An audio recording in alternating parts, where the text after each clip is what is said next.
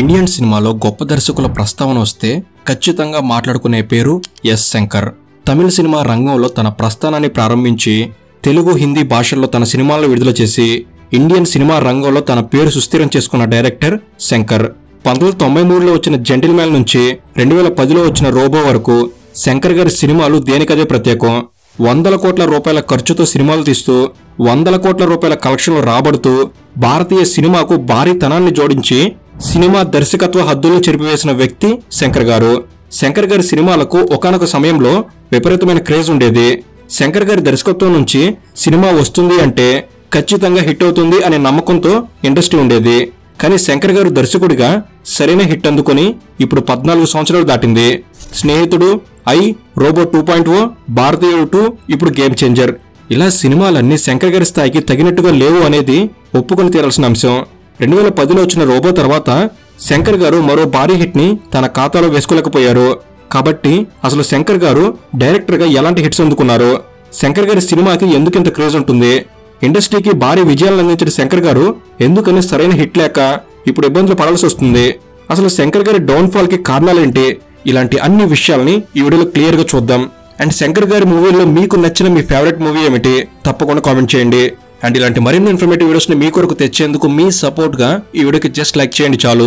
So late చేయకుండా let's get into the video.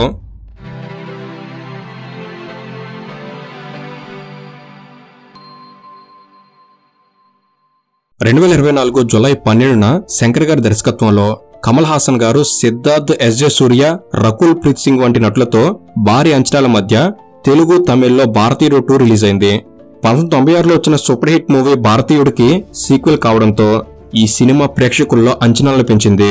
కానీ cinema చూసిన తర్వాత అసలు శంకర్ గారు లాంటి డైరెక్టర్ ఈ కథను ఎలా ఎంచుకున్నారు, అసలు ఈ సినిమా శంకర్ గారి డైరెక్షన్ లోనే తెరకెక్కిందా, ఇలాంటి కథను పట్టుకొని అసలు సూపర్ హిట్ మూవీకి సీక్వెల్ తీయాల్సిన అవసరం ఏమొచ్చింది అనే ఇలాంటి ప్రశ్నలు ప్రేక్షకుల్లో పుట్టాయి.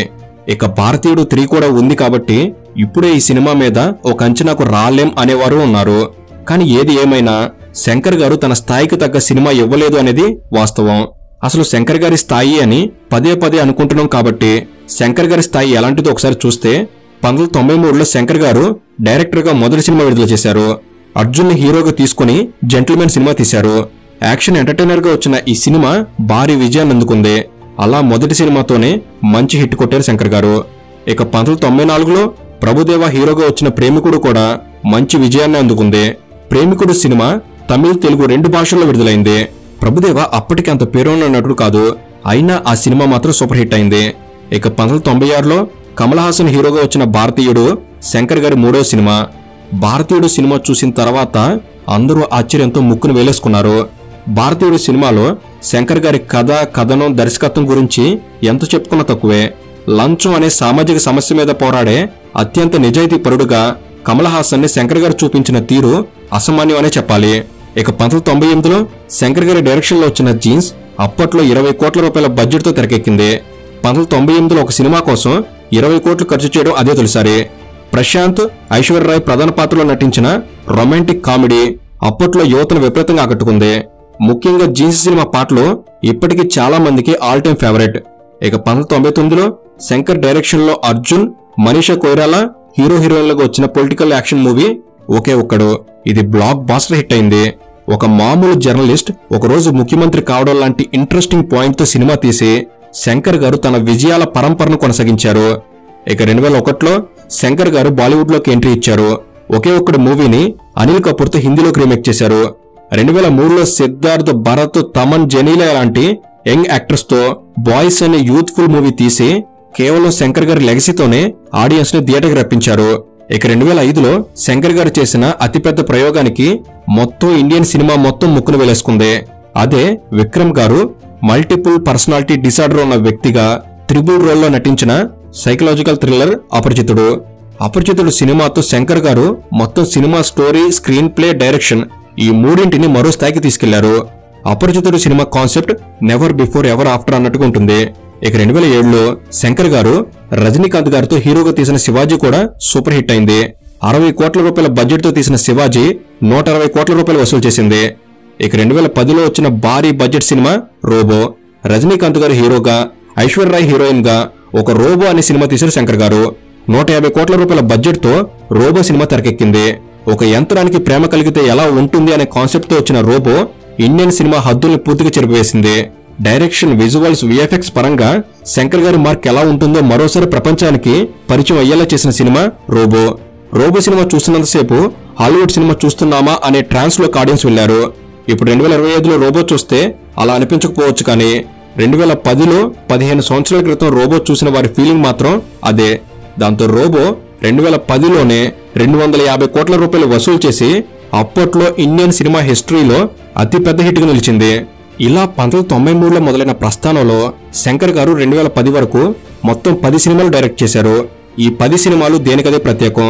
Story, screenplay, direction, technology usage, visual effects, film making quality, highlighting social issues, best acting, super action, high emotions, best music, locations, artistic superiority, realistic ideology, concept oriental, emotional touch ఇవన్నీ శంకర్ గారి సినిమాల్లో కనిపిస్తాయి. వీటన్నిటిని maintain చేయాలి అంటే భారీ budget అవుతుంది. కానీ శంకర్ గారి సత్తా సినిమా ఇండస్ట్రీకి తెలుసు. కాబట్టి శంకర్ గారిని నమ్మి 100 కోట్ల రూపాయలు కుమ్మరించిన వారు ఉన్నారు. శంకర్ గారి సినిమా అంటే చూసిన ఆడియన్స్ కి, తీసిన ప్రొడ్యూసర్స్ కి పైసా వసూలని చెప్పాలి. అందుకే శంకర్ గారి ఫిల్మ్ మేకింగ్ కి ఇండియాలో ఎవరు సాటరాలేరు. బిగ్గెస్ట్ డైరెక్టర్ ఇన్ ఇండియా అని శంకర్ గారికి గుర్తింపు దక్కింది. తెలుగు, తమిళ్, హిందీ భాషల్లో శంకర్ గారి సినిమాలకు విపరీతమైన క్రేజ్ ఏర్పడింది. అయితే శంకర్ గారి లెగసీ, శంకర్ గారి మార్క్ ఇవన్నీ 2010లో రిలీజ్ అయిన రోబో సినిమా వరకు మాత్రమే. 2010 తర్వాత శంకర్ గారు తీసిన సినిమాలకు ప్రేక్షకుల నుంచి ఆయన స్థాయికి తగ్గ ఆదరణ లభించలేదు. 2012లో శంకర్ గారు Bollywood super hit movie 3 Idiots ని రీమేక్ చేశారు. తెలుగులో స్నేహితుడు పేరుతో రిలీజ్ అయిన ఈ సినిమాకు అనుకున్న స్పందన రాలేదు. ఇక 2015లో వచ్చిన ఐ కూడా అంచనాలు అందుకోలేకపోయింది. నిజానికి ఐ మూవీ ట్రైలర్ లో అదో విజువల్ వండర్గా చూపించారు శంకర్ గారు. ఇక శంకర్ గారి సినిమా కావడంతో ఐ సినిమా ట్రైలర్ చూసి ప్రేక్షకులు భారీ ఆశలతో థియేటర్లకు వెళ్లారు. కానీ ట్రైలర్ లో చూపించిన దానికి స్క్రీన్ మీద చూపిస్తున్న సినిమాకు ఎలాంటి సంబంధం లేనట్టు అనిపించింది. దాంతో ప్రేక్షకులు ఐ సినిమాను కూడా తిరస్కరించారు. ఇక 2018లో శంకర్ గారు తన రోబో సినిమాకు సీక్వెల్ గా రోబో 2.0 తీశారు. రజనీకాంత్ గారు, అక్షయ్ కుమార్ గారు లాంటి టాప్ యాక్టర్స్ ఉన్నా కూడా 2.0 సినిమా ఏమాత్రం ప్రేక్షకులు ఆకట్టుకోలేకపోయింది. దాంతో బిగ్గెస్ట్ ఇండియన్ డైరెక్టర్ శంకర్ గారి ఖాతాలో హ్యాట్రిక్ ఫ్లాపులు పడ్డాయి. అయినా ప్రేక్షకుల్లో శంకర్ గారి పట్ల అదే భారీ అంచనాలున్నాయి. దాంతో దాదాపు 6 సంవత్సరాల తర్వాత అలనాటి భారతీయుడు సినిమాకు సీక్వెల్ భారతీయుడు 2తో మరో ప్రయోగం చేశారు. కానీ ఆ ప్రయోగం కూడా బెడిసికొట్టింది. ఇక 2021లో శంకర్ గారు రామ్ చరణ్ హీరోగా first ever straight Telugu movie తీస్తున్నట్లు ప్రకటించారు. One of the Tollywood top heroes Ram Charan తో శంకర్ గారు డైరెక్టర్ గా, దిల్ రాజు ప్రొడ్యూసర్ గా దాదాపు 4 సంవత్సరాల తర్వాత భారీ అంచనాలతో 2025 సంక్రాంతికి గేమ్ చేంజర్ రిలీజ్ అయింది. గేమ్ చేంజర్ సినిమా ట్రైలర్ చూసిన తర్వాత శంకర్ మార్కు ఖచ్చితంగా ఉంటుందని అందరూ భావించారు. కానీ సినిమాలో ప్రేక్షకుల అంచనాలకు తగ్గట్టుగా శంకర్ గారి మార్క్ కనిపించలేదు. దాంతో గేమ్ చేంజర్ కూడా శంకర్ గారికి అనుకున్న ఫలితాన్ని ఇవ్వలేకపోయింది. అలా గత 2010లో వచ్చిన రోబో తర్వాత తీసిన 5 సినిమాలు అనుకున్న స్థాయిలో ఆడలేదు. ఒకప్పుడు శంకర్ గారి డైరెక్షన్ లో నటించాలని ప్రతి నటుడు కోరికతో ఉండేవారు. శంకర్ గారి డైరెక్షన్ లో సినిమా తీయాలి అని నిర్మాతలు ఎదురు చూసేవారు. శంకర్ గారు అడిగితే కోట్ల రూపాయల బడ్జెట్ ఇవ్వడానికి సిద్ధంగా ఉండేవారు. ప్రేక్షకులు కూడా శంకర్ సినిమా అంటే రెండో ఆలోచన లేకుండా థియేటర్లకు క్యూ కట్టేవారు. ప్రతి సినిమాలో ఏదో ఒక కనెక్టింగ్ పాయింట్ పెట్టి సగటు సినిమా ప్రేక్షకుణ్ణి సినిమాలో లీనమయ్యే విధంగా కథను శంకర్ గారి సినిమాలు ఉండేవి. కానీ ఇప్పుడు శంకర్ గారు కూడా ఒక మామూలు ఫిల్మ్ మేకర్ లాగానే మారిపోయారు. ఒకప్పుడు ఫిల్మ్ మేకింగ్ హద్దులు చెరిపివేసిన శంకర్ గారు ప్రస్తుతం ప్రేక్షకులని ఆకట్టుకునే సినిమా తీయడానికి శ్రమిస్తున్నారు. ఒకప్పుడు ప్రభుదేవా లాంటి హీరోతో హిట్ కొట్టిన శంకర్ గారు విజయ్ దళపతి, రజనీకాంత్, కమల్ హాసన్, రామ్ చరణ్ లాంటి స్టార్స్ తో కూడా సరైన సినిమా తీయలేకపోతున్నారు. కాబట్టి శంకర్ గారి హైలీ ఫిల్మ్ మేకింగ్ ఎబిలిటీ ఎందుకని ప్రేక్షకులను ఆకట్టుకోలేకపోతుంది, శంకర్ గారి డౌన్ ఫాల్ కి కారణం ఏంటి అనే విషయాలను కనుక మనం చూస్తే ముందుగా శంకర్ గారి రైటింగ్ స్కిల్ గురించి మాట్లాడుకోవాలి. శంకర్ గారి సూపర్ హిట్ సినిమాల్లో కామన్ మ్యాన్ కనెక్ట్ అయ్యే చిన్న పాయింట్ ని తీసుకుని దాని చుట్టూ కథ అల్లి కామన్ పాయింట్ ఆఫ్ వ్యూని ఖచ్చితంగా తెర మీద ప్రజెంట్ చేయడం శంకర్ గారి రైటింగ్ స్కిల్ లో ఉన్న ప్రత్యేకత. జెంటిల్ మ్యాన్, ఒకే ఒక్కడు, భారతీయుడు, అపరిచితుడు, శివాజీ ఇలా శంకర్ గారి మెజారిటీ సినిమాలన్నీ సోషల్ ఇష్యూ ఓరియంటెడ్ గా ఉంటూ ఒక సామాన్యుడు సమస్యల్ని ఎలా ఎదుర్కోగలడు అనే థీమ్తోనే ఉంటాయి. ఆ రోజుల్లో ఈ పాయింట్ కి కామన్ ఆడియన్స్ విపరీతంగా కనెక్ట్ అయ్యారు. అందుకే ఆ సినిమాలన్నీ బాక్సాఫీస్ రికార్డులను బద్దలుకొట్టాయి. కానీ కొంతకాలంగా శంకర్ గారి రైటింగ్ స్కిల్ పూర్తిగా శంకర్ గారి మార్కులో లేదు అని ఖచ్చితంగా చెప్పొచ్చు. దీనికి కారణం కూడా లేకపోలేదు. శంకర్ గారి వద్ద గతంలో రంగరాజన్ అనే రైటర్ ఉండేవారు. ఆయన తమిళ నవల రచయిత. దాదాపు 100 నవలలు రాశారు. సుజాత అనే పెన్ నేమ్తో ఆయన పాపులర్ అయ్యారు. ఈ సుజాత గారు 2008లో మరణించారు. శివాజీ, భారతీయుడు, ఒకే ఒక్కడు, బాయ్స్ ఈ సినిమాలకు సుజాత గారి రైటర్గా చేశారు. నిజానికి శంకర్ గారి సినిమాల్లో కథ శంకర్ గారిదే అయినా సుజాత గారు ఆ కథని ప్రేక్షకులను ఆకట్టుకునే విధంగా మార్పులు చేర్పులు చేసేవారు. దాంతో శంకర్ గారి కథకు అడ్వాంటేజ్ ఉండేది. ఇప్పుడు శంకర్ గారి సినిమాలో లోపించింది ఏదైనా ఉంది అంటే అది కథే. అందుకే శంకర్ గారి మార్క్ ఆయన సినిమాల్లో కనిపించడం లేదు. ఇక శంకర్ గారు ఎంచుకుంటున్న కథలు కూడా ఇప్పుడున్న ప్రేక్షకులను ఏమాత్రం ఆకట్టుకోలేకపోతున్నాయి. నిజానికి శంకర్ గారు రోబో అంటూ భారీ హిట్ కొట్టింది 2010లో. అంటే ఇప్పటికి 15 సంవత్సరాలు అవుతుంది. ఈ 15 సంవత్సరాల్లో ఆడియన్స్ మైండ్ సెట్ మారింది. రోబో సమయంలో 10 సంవత్సరాల వయసున్న వ్యక్తి ఇప్పుడు 25 సంవత్సరాల వయసుకొచ్చాడు. దాంతో సగటు ప్రేక్షకుడి ఆలోచన విధానం మారిపోయింది. ఓటీటీలు విపరీతంగా అందుబాటులోకి వచ్చాయి. ఇంటర్నేషనల్ కంటెంట్ కు చాలా మంది అలవాటు పడ్డారు. దాంతో సినిమా మీద ఆడియన్స్ కున్న అభిప్రాయం మారిపోయింది. దాంతో శంకర్ గారు అదే మోస ధోరణిలో సినిమాలు తీస్తే అవి ప్రేక్షకులను ఆకట్టుకోవడం లేదు. రోబోలో ఉన్నట్టు విజువల్స్, గ్రాఫిక్స్ ఇవన్నీ రోబో 2.0లో కూడా ఉన్నాయి. అయినా ఆ సినిమా ఆడియన్స్ ఆకట్టుకోలేదు.